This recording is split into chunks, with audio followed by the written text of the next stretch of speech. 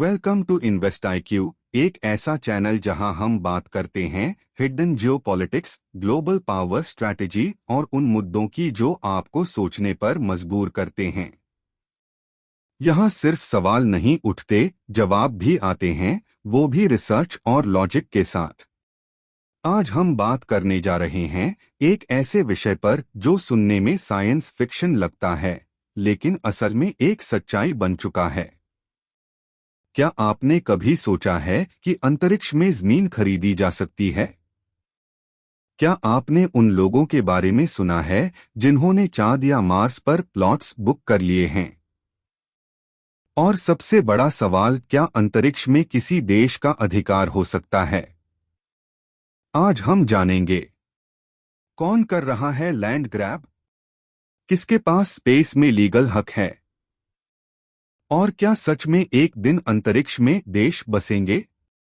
तो चलिए शुरू करते हैं इस अद्भुत और रहस्यमय यात्रा को, एक ऐसी जंग की ओर जो धरती से हजारों किलोमीटर दूर लड़ी जा रही है। कल्पना करो कि तुम एक रात आकाश की ओर देख रहे हो। अंधेरे में चमकते हुए वो तारे, वो चांद और वो अनंत विस्तार, क्या वो सिर्फ तुम्हारी कल्पना का हिस्सा हैं? या क्या वाकई में कोई इंसान, कोई देश या कोई कॉरपोरेशन उन पर अधिकार जमा सकता है? यह सवाल जितना कल्पनाओं से भरा लगता है, उतना ही सच के करीब है। 20वीं सदी तक अंतरिक्ष को एक रहस्यमयी और वैज्ञानिक रोमांच की तरह देखा गया, लेकिन 21वीं सदी में यह बदल गया है। अब स्पेस एक प्रॉपर्टी मार्केट बन रहा है, एक ऐसी जगह जहां अमीर देश और अरबपति कंपनियां चुपचाप लैंड ग्रैब कर रही हैं। और यह कब्जा जमीन पर नहीं, बल्कि चांद, मंगल और उनके ऑर्बिट्स में हो रहा है। NASA, SpaceX, Blue Origin, Roscosmos, ISRO, ये नाम अब सिर्फ अंतरिक्ष अभियानों तक सीमित नहीं हैं। इनके पीछे चल रही हैं $1 billion deals, private lunar missions, asteroid mining contracts और सबसे ज्यादा टेरिटोरियल क्लेम्स। जी हां, अब अंतरिक्ष पर भी जगह तुम्हारी, रिसोर्स हमारा वाला खेल शुरू हो गया है। बात यहीं खत्म नहीं होती। चांद की सतह पर अब नंबर्ड जोन्स चिह्नित हो रहे हैं। कुछ प्राइवेट कंपनियां तो लोगों को ल्यूनर लैंड बेच भी रही हैं, ₹1000 में 1 एकड़, बस एक सर्टिफिकेट और कुछ फैंसी मार्केटिंग के दम पर। और लोग इसे गर्व से अपने ड्राइंग रूम में फ्रेम करके टांग रहे हैं, यह सोचकर कि वो अब अंतरिक्ष के नागरिक बन चुके हैं। लेकिन असली खेल तो वहां चल रहा है जहां आम नजरों की पहुंच नहीं, जहां बड़ी शक्तियां चांद के डार्क साइड को एक्सप्लोर कर रही हैं, मंगल के पोल्स पर पानी की तलाश कर रही हैं, और जहां कोई इंटरनेशनल कोर्ट या यूएनओ का कंट्रोल नहीं है। वहां जो सबसे पहले पहुंचा वो मालिक बन बैठा।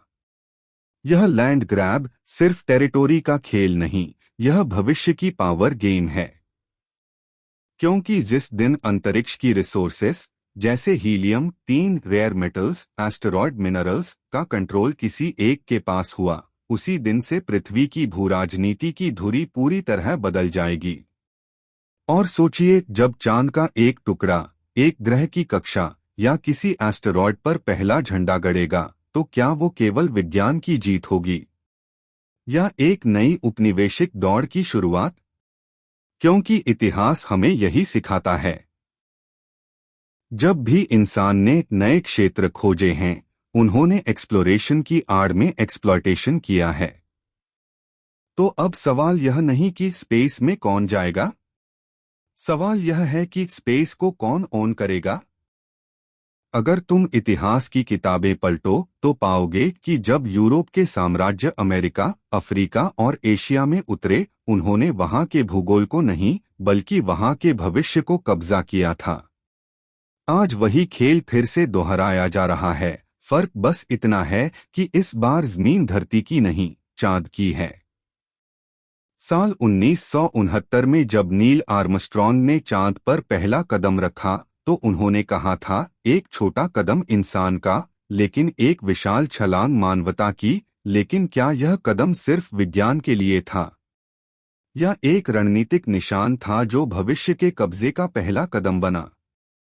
आज अमेरिका, चीन, रूस, भारत सभी चांद पर अपने अपने फ्लैग्स नहीं बल्कि इंफ्रारेड सेंसर्स, ऑर्बिटर्स और रोवर्स भेज रहे हैं। लेकिन ध्यान से देखो, ये मिशन सिर्फ सरफेस एक्सप्लोरेशन के लिए नहीं हैं, बल्कि स्ट्रैटेजिक मैपिंग के लिए हैं।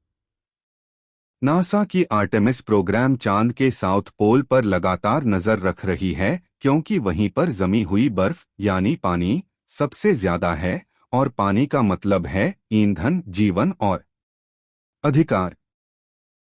दूसरी तरफ चीन भी चांद के डार्क साइड पर उतर चुका है, एक ऐसी जगह जहां पहले कोई नहीं गया था। अब वो वहां पर परमानेंट ल्यूनर स्टेशन बनाने की योजना में है, एक साइंटिफिक सेंटर नहीं बल्कि एक बेस जहां से भविष्य में मार्स और डीप स्पेस मिशंस कंट्रोल किए जाएंगे। अमेरिका की कंपनियां जैसे स्पेसएक्स और ब्लू ओरिजिन सिर्फ रॉकेट्स नहीं बना रही, वो स्पेस में इंफ्रास्ट्रक्चर ओनरशिप की नींव डाल रही हैं। Lunar gateway, orbital hotels, satellite refuelling stations, ये सब सुनने में विज्ञान कथा जैसे लगते हैं, लेकिन असल में ये ऐसे प्लॉट हैं जो भविष्य में कौन कहां से लॉन्च कर सकता है, ये तय करेंगे। अब कल्पना करो 2035 में एक सिनारियो, भारत ने चांद के दक्षिणी हिस्से में पानी खोजा और वहां बेस बना लिया। उसी समय चीन उसी इलाके को क्लेम्ड जोन घोषित करता है। कौन तय करेगा कि असली मालिक कौन है? क्योंकि अंतरिक्ष में कोई पुलिस नहीं, कोई जमीन का रजिस्ट्रार नहीं और कोई यूएनओ की टीम ऑन साइट नहीं, सिर्फ वही नियम चलता है जो पहले आया, वही मालिक। और यहां से शुरू होती है असली लैंड ग्रैब। बिना बंदूक, बिना सीमा, बिना शोर के, सिर्फ रॉकेट्स, सेंसर्स और साइलेंट ऑक्यूपेशन के जरिए। अब कल्पना करो एक ऐसा भविष्य जहां चांद पर सिर्फ वैज्ञानिक नहीं बल्कि इंजीनियर, आर्किटेक्ट, लॉयर और इवन रियल एस्टेट एजेंट मौजूद हों। आप सोच रहे होंगे चांद पर लॉयर क्यों? लेकिन जब वहां एक से अधिक देश अपने अपने जोन क्लेम करने लगे तो लीगल बैटल भी वही होगी, सिर्फ ग्रेविटी थोड़ी कम होगी। नासा का आर्टेमिस बेस कैंप और ईएसए की मून विलेज जैसी योजनाएं इस विचार को और मजबूती देती हैं। ये असल में एक न्यू एज कॉलोनी बनने की तैयारी है, जहां ह्यूमन सिविलाइजेशन को अर्थ के बाहर एक बैकअप के रूप में बसाया जाएगा। और इस बस्ती में हर चीज की जरूरत होगी, ऊर्जा, शेल्टर, खाने पीने का सस्टेनेबल सिस्टम और जमीन। अब बात करें उस जमीन की। चांद की सरफेस का हर एक स्क्वायर किलोमीटर अब एक स्ट्रैटेजिक रियल एस्टेट एसेट की तरह देखा जा रहा है। कुछ जगहें ज्यादा धूप पाती हैं, वहां सोलर फार्म्स लगाए जा सकते हैं। कुछ क्षेत्रों में पानी के चिन्ह हैं जो फ्यूचर फ्यूलिंग स्टेशंस और खेती के लिए क्रिटिकल हैं। और जैसे धरती पर हाई डिमांड लोकेशंस की बोली लगती है, वैसे ही फ्यूचर में लूनर पोल्स और इक्वेटर जोन्स की बोली लगेगी। सिर्फ डिफरेंस ये है कि बिल्डर अब कंपनीज होंगी, स्पेसएक्स, इसरोबैक कंसोर्टियम्स या फिर प्राइवेटली फंडेड ग्रुप्स। बात यहीं खत्म नहीं होती। अमेरिका ने 2020 में आर्टेमिस अकॉर्ड्स लॉन्च किए, एक अंतर्राष्ट्रीय अग्रीमेंट जो स्पेस में पीसफुल यूज और रिसोर्स शेयरिंग की बात करता है। लेकिन इसमें एक हिडन पॉइंट है, जो नेशन इस अकॉर्ड में साइन करता है उसे लीगली फ्यूचर रिसोर्स माइनिंग का बेनिफिट मिल सकता है। दूसरी तरफ रूस और चीन ने इस अकॉर्ड को नकार दिया और अपना अलग लूनर मिशन बनाने की घोषणा कर दी। यानी एक चुपचाप होती स्पेस कोल्ड वॉर शुरू हो चुकी है, और इसका मुख्य हथियार है तुमने पहले खोजाया, मैंने पहले कब्जा किया। अब सोचिए, जब एक देश चांद की सरफेस पर कम्युनिकेशन टावर लगाएगा, दूसरा वहां डेटा सेंटर्स बनाएगा और तीसरा वहां हीलियम-3 निकालने की माइनिंग करेगा, तब क्या चांद वाकई सभी का रहेगा? या वो भी उन्हीं का होगा जिनके पास पहले लैंड डीड्स और बाद में लेजर डिफेंस सिस्टम्स होंगे। यहाँ भविष्य का सवाल ये नहीं है कि कौन जाएगा चांद पर, बल्कि ये है कौन वहां रहेगा और किसकी जमीन पर। सोचिए अगर इतिहास खुद को दोहराने लगे, लेकिन इस बार जगह धरती नहीं बल्कि मंगल ग्रह हो। जिस तरह पुराने समय में कोलंबस और वास्को डा गामा ने नई दुनिया की खोज की थी, वैसे ही आज एलोन मस्क मंगल पर एक नई मानव सभ्यता की नींव रखने के लिए तैयार हैं। मगर क्या ये सिर्फ एक्सप्लोरेशन है या क्वाइटली एक नया एम्पायर बनाने की शुरुआत? स्पेसएक्स का इंटरप्लैनेटरी ट्रांसपोर्ट सिस्टम सिर्फ एक रॉकेट नहीं बल्कि एक पूरा माइग्रेशन मॉड्यूल है। मस्क खुले तौर पर कह चुके हैं कि उनकी विजन है मंगल पर एक सेल्फ सस्टेनिंग सिटी बसाने की। लेकिन एक चीज जो वो हमेशा दोहराते हैं, Mars laws will be made by Martians, यानी जो लोग वहां जाएंगे वही वहां के नियम बनाएंगे। अब सोचिए अगर वहां अर्थ के कानून लागू नहीं होंगे तो कौन तय करेगा कि जमीन किसकी है, रिसोर्सेस किसके हैं? और अगर कोई कंपनी मंगल की मिट्टी में रेयर मिनरल्स या आइस डिपॉजिट्स खोज ले तो क्या वो उसका मालिक कहलाएगा? इसका जवाब है अब तक कोई इंटरनेशनल स्पेस लॉ मंगल ग्रह की ओनरशिप पर क्लैरिटी नहीं देता। यूनाइटेड नेशंस का आउटर स्पेस ट्रीटी 1967 कहता है कि कोई भी ग्रह किसी देश का नहीं हो सकता। लेकिन क्या यह ट्रीटी एनफोर्स होती है? नहीं। और एलोन मस्क जैसे प्लेयर्स इसका पूरा एडवांटेज उठाना चाहते हैं। स्पेसएक्स ने स्टारशिप के जरिए मल्टीपल कार्गो और क्रू मिशंस की योजना बना रखी है। हर मिशन मंगल पर इंफ्रास्ट्रक्चर बिठाएगा, habitat modules, solar fields, oxygen farms और इवेंचुअली वाटर एक्सट्रैक्शन सिस्टम्स। यानी स्टेप बाय स्टेप एक ऐसा शहर बनाया जाएगा जिसे अर्थ से डिस्कनेक्टेड किया जा सकता है। अब इसमें सोचने वाली बात यह है, जब कोई फर्स्ट मार्शियन बोर्न होगा तो क्या वो अर्थ सिटीजन कहलाएगा या उसका अलीजियंस सीधे मार्स कॉलोनी से होगा? इसी बीच कई सिलिकॉन वैली बिलियनेयर्स स्पेसएक्स के प्राइवेट इन्वेस्टर्स बन चुके हैं, क्योंकि उन्हें दिख रहा है कि फ्यूचर की सबसे रेयर कमोडिटी होगी of earth real estate. Mars की लावा ट्यूब्स, प्राकृतिक भूमिगत गुफाएं को फ्यूचर हाउसिंग के रूप में देखा जा रहा है ताकि रेडिएशन से बचा जा सके। और वहां का डस्ट, वह सिलिका रिच है जिससे ब्रिक्स और हैबिटेट बनाए जा सकते हैं। यानी निर्माण की जरूरत के सारे रॉ मटेरियल्स वही मौजूद हैं, बस इंसान की पहुंच और इच्छा चाहिए। एलोन मस्क बार बार कहते हैं we need to become a multiplanetary species, लेकिन सवाल यह है क्या ये मानवता के भविष्य के लिए है या कुछ खास लोगों का अपना नया सत्ता क्षेत्र बनाने की रणनीति? मार्स पर पहला कदम शायद वैज्ञानिक होगा, पर दूसरा कदम राजनैतिक होगा। और वहां का पहला झंडा शायद किसी देश का नहीं, किसी कंपनी का होगा। अब कल्पना कीजिए एक ऐसा खजाना जो किसी राजा की गुफा में नहीं बल्कि सूर्य और मंगल के बीच तैरती चट्टानों के बीच बिखरा पड़ा है। जी हां, हम बात कर रहे हैं एस्टेरॉयड बेल्ट की, जहां करीब 10 लाख से ज्यादा छोटे बड़े पत्थर एक साइलेंट सिम्फनी में सूर्य की परिक्रमा कर रहे हैं। लेकिन ये सिर्फ पत्थर नहीं हैं, ये उड़ती हुई खदानें हैं जिनमें छुपा है सोना, प्लेटिनम, लोहा, निकेल और शायद वो दुर्लभ धातुएं जिनसे फ्यूचर टेक्नोलॉजीज बनेंगी। नासा की एक रिपोर्ट के अनुसार 16 साइक नाम का एक एस्टेरॉयड अकेले ही इतना मेटल रिच है कि उसकी कीमत $10 क्वाड्रिलियन आंकी गई है, यानी पूरी दुनिया की इकोनॉमी से भी कई गुना ज्यादा। अब सोचिए अगर कोई कंपनी इस एस्टेरॉयड तक पहुंच जाए और उसके रिसोर्सेस को माइन करना शुरू कर दे तो क्या वो पूरी पृथ्वी की अर्थव्यवस्था को हिला नहीं देगी? यहीं से शुरू होती है स्पेस माइनिंग की दौड़। अमेरिका ने 2015 में commercial space launch competitiveness act पास किया, जिसके अनुसार जो भी कंपनी स्पेस में जाकर कोई रिसोर्स पाएगी वो उसका लीगल मालिक कहलाएगा। यानी अगर किसी कंपनी ने एस्टेरॉयड से सोना निकाल लिया तो उस पर सिर्फ उसी का हक होगा। अब यह अर्थ के किसी कानून से टकराता है या नहीं इसकी परवाह नहीं की गई।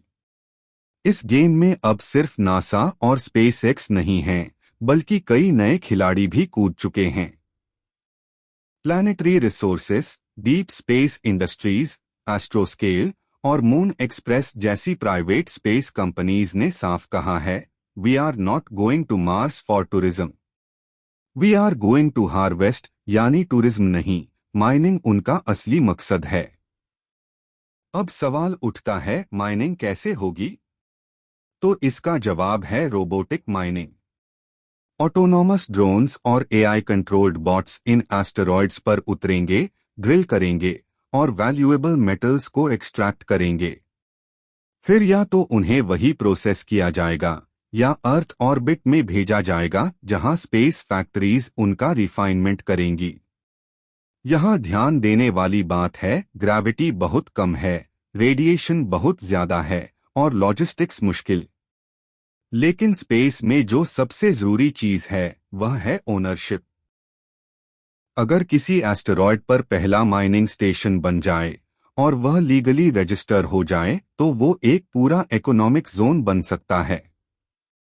इमेजिन कीजिए एक फ्यूचर जहां अर्थ के अमीर लोग सिर्फ जमीन या आइलैंड्स नहीं बल्कि खुद के प्राइवेट एस्टेरॉयड ओन करते हैं।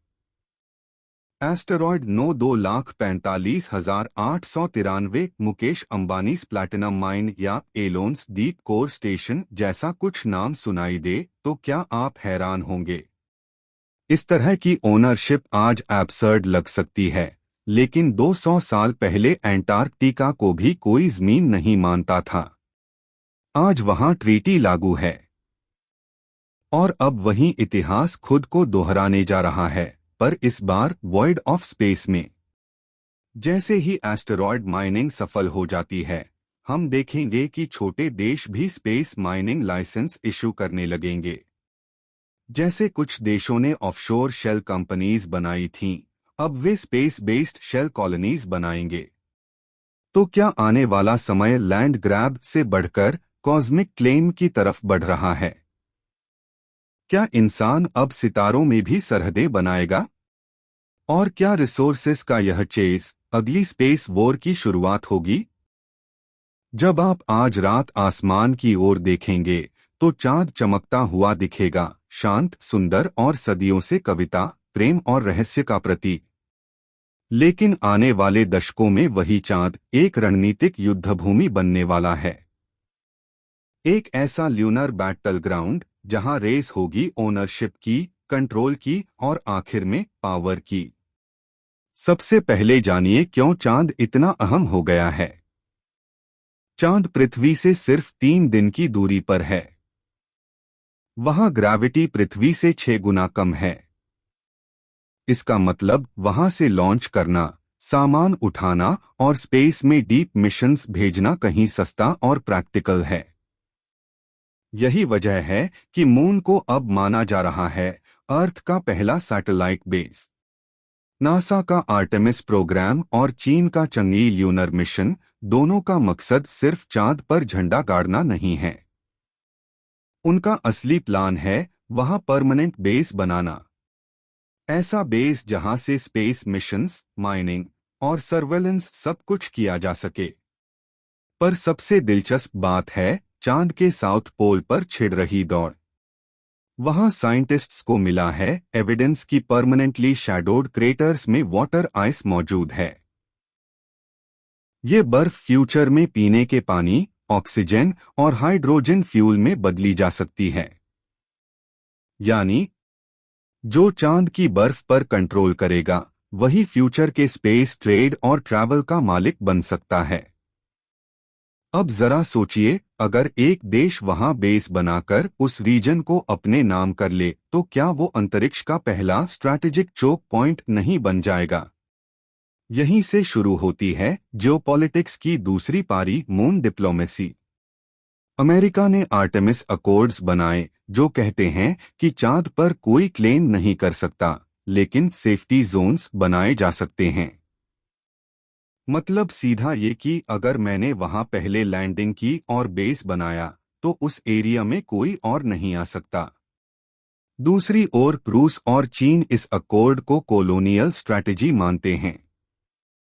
उनका मानना है कि यह अमेरिका की एक चाल है ताकि वो चांद के महत्वपूर्ण क्षेत्रों को पहले पकड़ सके। अब ये टकराव धीरे धीरे एक कोल्ड वॉर 2.0 की शक्ल लेता जा रहा है, लेकिन इस बार मैदान पृथ्वी नहीं बल्कि चांद है।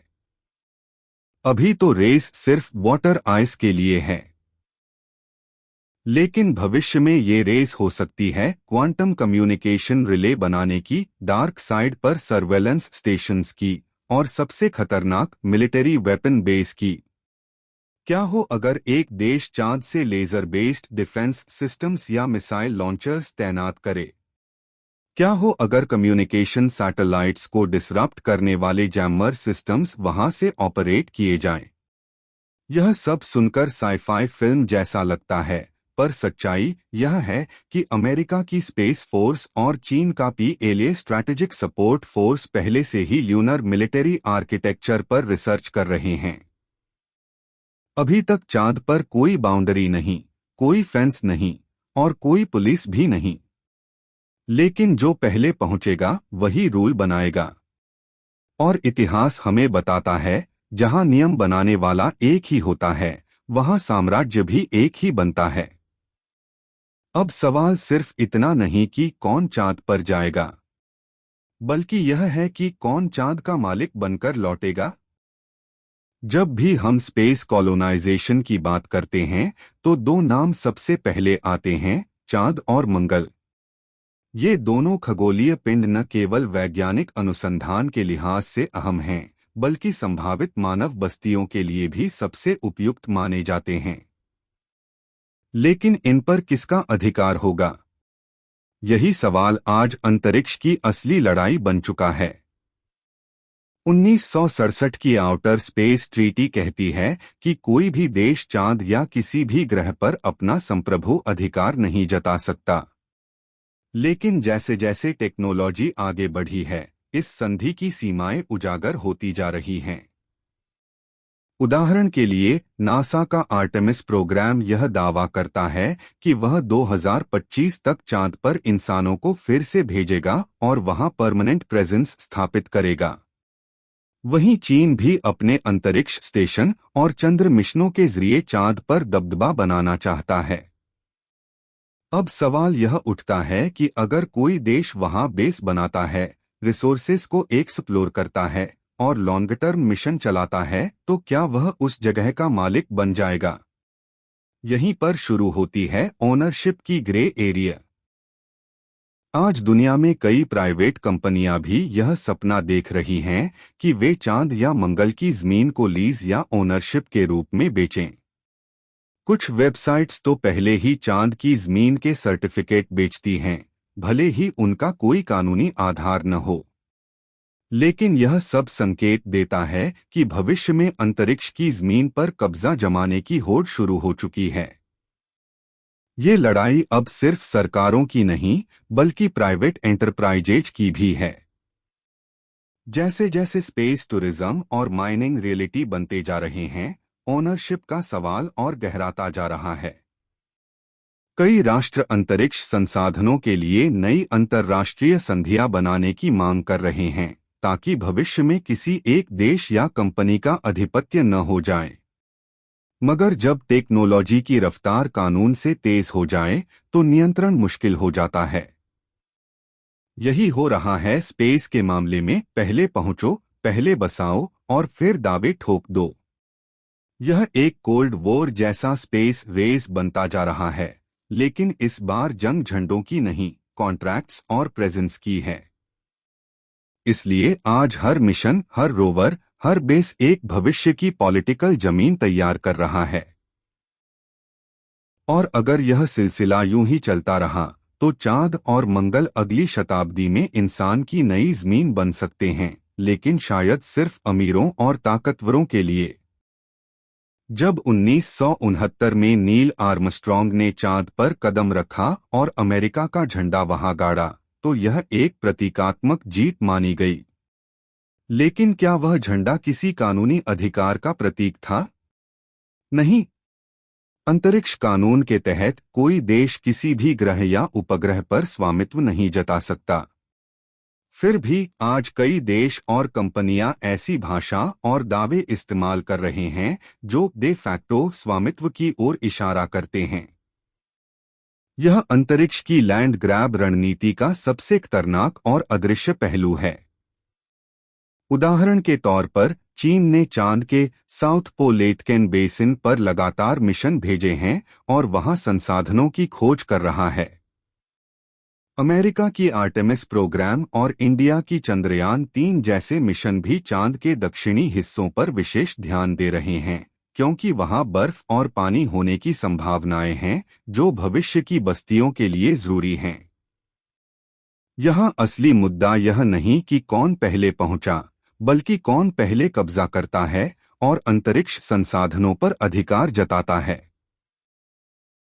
कई विशेषज्ञ मानते हैं कि आने वाले दशकों में अंतरिक्ष में ऐसी ही दौड़ होगी जैसी एक ज़माने में पृथ्वी पर उपनिवेशों के लिए चली थी। और जब यह शुरू होगी तो सवाल केवल विज्ञान और खोज का नहीं, बल्कि राजनीतिक शक्ति और आर्थिक प्रभुत्व का होगा। यह एक ऐसी साइलेंट रेस है जहां हथियार नहीं, बल्कि टेक्नोलॉजी, लॉबिंग और अंतर्राष्ट्रीय संधियां युद्ध के हथियार बनेंगे। अगर आज कोई देश वहां एक 3D प्रिंटेड बेस बनाता है, कल को वह कह सकता है, यह जमीन मेरी है क्योंकि मैंने इसे बसाया। अंतरिक्ष के वर्तमान नियमों के अनुसार ओनरशिप इलीगल है, लेकिन परमानेंट प्रेजेंस और एक्टिविटी लीगल लूपहोल्स पैदा करती है। यह लूपहोल ही आज की स्पेस डिप्लोमेसी की सबसे बड़ी चुनौती बन चुका है। सवाल यह है, क्या 21वीं सदी में चांद और मंगल नए प्रॉपर्टी मार्केट बन जाएंगे? और अगर हाँ, तो क्या इस बार भी ताकतवर देश कमजोरों को पीछे छोड़ देंगे?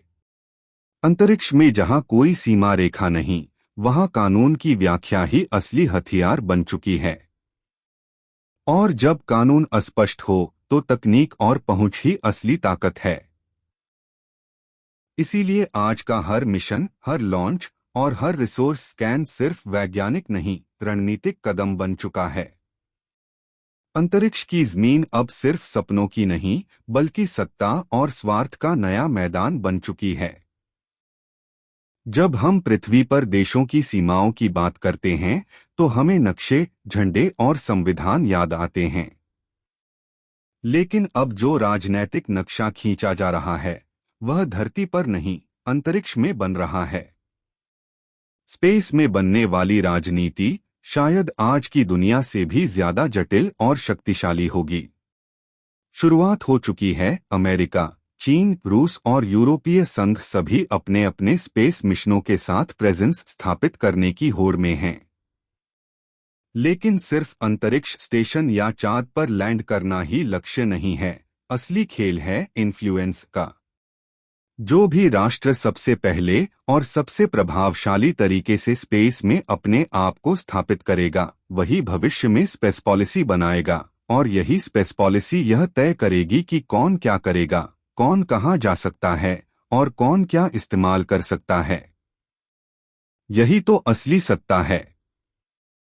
जैसे आज अमेरिका और उसके सहयोगी नाटो के जरिए पृथ्वी पर शक्ति संतुलन बनाए रखते हैं, ठीक वैसे ही स्पेस में एक नया स्पेस नाटो बनने की संभावना है और अमेरिका का आर्टेमिस अकॉर्ड्स इसी दिशा में पहला कदम है। दूसरी ओर चीन और रूस इस अमेरिकी नेतृत्व को चुनौती देने के लिए अपने स्वयं के स्पेस गठबंधन बना रहे हैं। यानी स्पेस में भी ब्लॉक्स बनने शुरू हो चुके हैं। यह केवल तकनीकी या वैज्ञानिक स्पर्धा नहीं, यह स्पेस सॉवरेंटी की लड़ाई है। आने वाले दशकों में चांद पर, मंगल पर या एस्टेरॉयड बेल्ट्स पर कौन कंट्रोल करेगा, ये तय करेगा कि अगली महाशक्ति कौन होगी। क्या वह राष्ट्र होगा जिसने पहले स्पेस बेस बनाया, या वह जिसने सबसे ज्यादा स्पेस रॉकेट लॉन्च किए? या फिर वह जिसने सबसे ज्यादा डेटा और संसाधनों को कंट्रोल किया? सवाल कई हैं, लेकिन जवाब एक ही दिशा में इशारा करता है। स्पेस में होने वाली राजनीति पृथ्वी की सीमाओं को पूरी तरह बेकार कर सकती है। कल्पना कीजिए कि एक दिन अंतरिक्ष में पैदा हुआ इंसान किसी एक देश का नागरिक नहीं, बल्कि किसी स्पेसाधिकार क्षेत्र का हिस्सा होगा। क्या हम स्पेस नेशंस देखेंगे? क्या कोई गैलेक्टिक कॉन्स्टिट्यूशन बनेगा? या फिर स्पेस एक बार फिर ताकतवर देशों का खेल बन जाएगा? आज की पॉलिटिक्स सिर्फ बॉर्डर्स के लिए नहीं, बल्कि ऑर्बिट्स के लिए भी लड़ी जा रही है। और जो आज इस अदृश्य नक्शे पर अपनी उपस्थिति दर्ज करा रहा है, वही आने वाले युगों में अंतरिक्ष का इतिहास लिखेगा। इतिहास गवाह है, जहां इंसान गया, वहां उसने अपने फायदे के लिए सीमाएं बनाई, जमीनें बांटी और सत्ता स्थापित की। अब सवाल यह है कि क्या यही लालच, यही सीमा निर्माण की मानसिकता इंसान अंतरिक्ष में भी लेकर जाएगा? क्या अंतरिक्ष भी वही दोहराव देखने वाला है, जहां पहले खोज होगी, फिर कब्जा, फिर संघर्ष और अंततः शोषण? यह सवाल केवल वैज्ञानिक या दार्शनिक नहीं, बल्कि बहुत व्यावहारिक और गंभीर है। आज अगर चांद पर कोई देश अपने संसाधन निकालने लगे, तो क्या वह बाकी दुनिया से बांटेगा? क्या वह कहेगा, ये पूरी मानवता की संपत्ति है, या फिर उसे निजी संपत्ति की तरह इस्तेमाल करेगा? यह सब हमारी सोच और नीति पर निर्भर करेगा। इसी को लेकर आज अंतर्राष्ट्रीय मंचों पर बहस तेज हो रही है। क्या हमें स्पेस के लिए एक नया ग्लोबल अग्रीमेंट चाहिए? जैसे धरती पर एंटार्कटिका को मिलकर साझा किया गया, वैसे ही क्या चांद, मंगल और उसके आगे के ग्रहों को भी इंसानियत की साझा विरासत माना जाए? लेकिन यही वह जगह है जहां उम्मीदें और हकीकत टकराती हैं। क्योंकि जिन देशों के पास स्पेस रीच है, वही नियम बना रहे हैं और बाकी देश बस देख रहे हैं। अगर यही रवैया रहा, तो आने वाला स्पेस फ्यूचर भी पूंजी, ताकत और टेक्नोलॉजी की होड़ बन जाएगा, जिसमें इंसान नहीं, कंपनियां और राष्ट्र विजेता होंगे। सोचिए, अगर एक स्पेस कॉलोनी किसी प्राइवेट कंपनी की हो, तो क्या वहां के लोग भी उस कंपनी के नियमों से बंधे होंगे? क्या वहां इंसानों को अधिकार मिलेंगे? या फिर अंतरिक्ष एक नया कॉरपोरेट राज बन जाएगा, जहां इंसान केवल संसाधन निकालने वाली मशीन बनकर रह जाएगा? लेकिन यहाँ एक उम्मीद भी है। आज की युवा पीढ़ी, वैज्ञानिक, नीति निर्माता और वैश्विक संगठन अगर मिलकर एक चेतना भरी सोच अपनाएं, तो स्पेस को प्रॉफिट जोन नहीं बल्कि प्रोग्रेस जोन बनाया जा सकता है। यह निर्णय हमारे हाथ में है। क्या हम स्पेस को दोबारा पृथ्वी जैसा बनाना चाहते हैं, जहां सीमाएं, युद्ध और लालच हों? या फिर हम स्पेस को एक नई शुरुआत की जमीन बनाएंगे, जहां सहयोग, समानता और शांति हो? अंत में स्पेस केवल एक खाली जगह नहीं, वो इंसान की आत्मा की अगली परीक्षा है। अगर हमने वहां भी वही पुरानी गलतियां दोहराई, तो यह केवल टेक्नोलॉजी की हार नहीं, बल्कि मानवता की असफलता होगी। तो अब जब आप ये सब जान चुके हैं, क्या आप तैयार हैं एक ऐसे भविष्य की कल्पना करने के लिए जहां जमीन की लालसा पृथ्वी तक सीमित न रहे? क्या स्पेस सच में हमारी नई जंग का मैदान बनेगा, या इंसानियत का नया मोड़?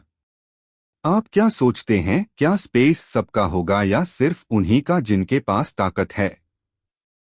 अपनी राय नीचे कमेंट में जरूर बताइए।